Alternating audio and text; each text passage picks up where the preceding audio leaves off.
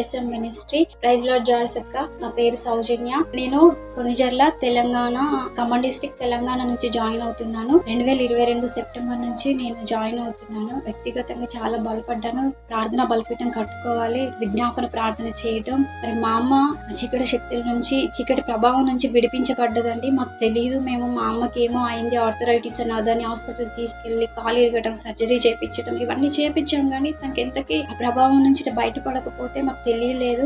Healing confessions పెట్టినప్పుడు మంచిగా ఉండటం, ఆ తర్వాత ఇట్లా అవ్వటం ఉన్నప్పుడు మేము కనిపెట్టి ప్రార్థన సహాయం కోరాము. అప్పుడు అక్క ప్రార్థన చేశారు, మంచి డెలివరెన్స్ వచ్చింది. ఇప్పుడు తన కాన్షియస్ వచ్చింది.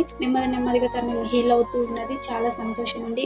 ఈ మెయిల్ దేవుని ద్వారా పొందుతాము. జాయ్స్ అక్క ప్రార్థన మాకు ఎంతో బలంగా, వాక్యం ఎంతగా అన్నా మమ్మల్ని బలపరిచింది. అంత మాత్రమే కాదు, 2024 సంవత్సరాల్లో మాకు స్థిర నివాసం లేదు. మా మామయ్య వాళ్ళు, మా అమ్మమ్మ వాళ్ళు మాకు అండగా ఉంటారన్నప్పుడు మా నాన్న చనిపోయారు. మా అమ్మ బెడ్ రిడన్ అయింది. పరిస్థితులన్నీ అసలు ఏమాత్రం అనుకూలంగా లేవు. చనిపోవాలనుకున్న పరిస్థితి మాది. కానీ ఈ లింక్ వచ్చినప్పుడు మమ్మల్ని పెద్దగా ఉండి నడిపించడానికి ఎవరు లేరు అని మేము చాలా బాధపడ్డాము. మమ్మల్ని ఆ టైంలోనే మేము రెంట్కి వెళ్ళిపోయామండి.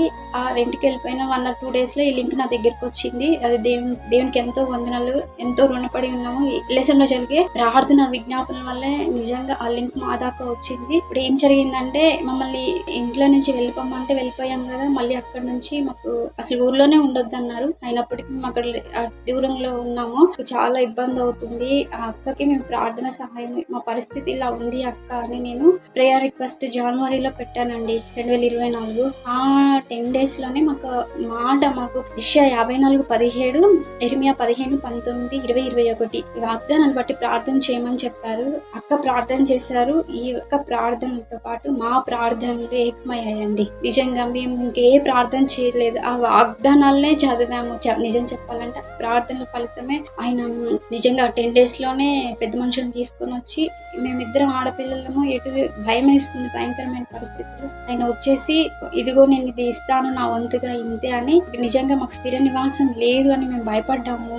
చాలా ప్రాబ్లమ్స్ ఫేస్ చేశాము. జస్ట్ మాకు ఉండడానికి పర్మిషన్ ఇస్తే చాలా అనుకున్నామే. కానీ అట్లా కూడా ఉండకుండా, ఉండడానికి ఇంట్లో కూడా మాకు ఉండడానికి పర్మిషన్ ఇచ్చి తను ఇది వైపే చూడట్లేదండి. తను వెళ్ళిపోయా, ఇంకా రావట్లేదు.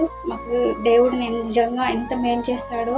నెమ్మదిగా ప్రతి ఒక్క పరిస్థితి మా జీవితంలో కట్టబడుతుందండి. బంధకాలుగా అడ్డుగా ఉన్న ప్రతి ఒక్కటి తొలగిపోతుంది. జాయ్స్ అక్కకి ప్రత్యేకమైన వందనాలు. ఎల్ఎస్ఎం మినిస్ట్రీ అందరికీ వందనాలు. మా కొరకు ప్రార్థించిన అందరికీ వందనాలు తెలియజేసుకుంటున్నామండి. థ్యాంక్ యూ అండి.